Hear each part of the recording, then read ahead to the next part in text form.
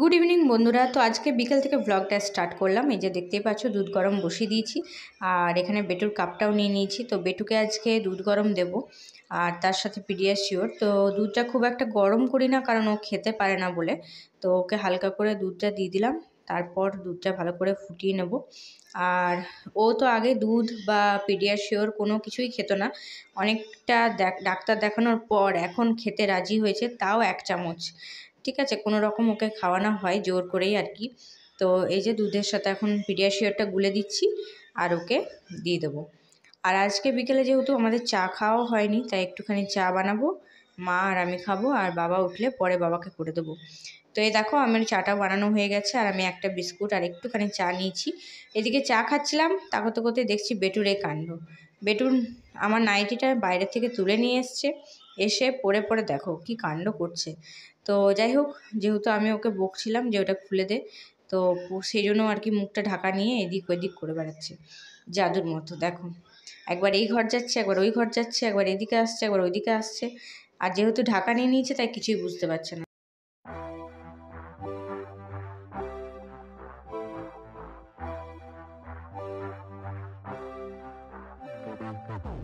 এই দেখো, বেটুকে এখন বলেছিলাম পড়তে বসতে, তো এই যে ও এখন এই দুটো ছুলেছে, আর ছুলে এখন এইভাবে ডিজাইন করেছে, তাই তো।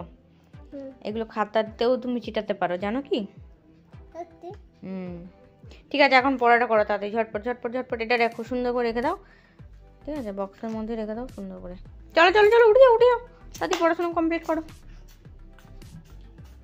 বেটুর আজকে ইংলিশ পরীক্ষা হয়েছে, আর আগে পরের দিন হচ্ছে বাংলা, তাই তো।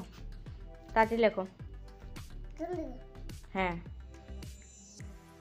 বেটুকে পড়ানো হয়ে গেছে, আর এদিকে আমি রুটিটাও করে নিলাম, আর তার সাথে দুধটা গরম বসিয়ে দিয়েছি। আর আজকে হয়েছে সয়াবিন আলুর তরকারি, আর তার সাথে আছে বোঁদে। তো এই হচ্ছে আজকের রাতের ডিনার।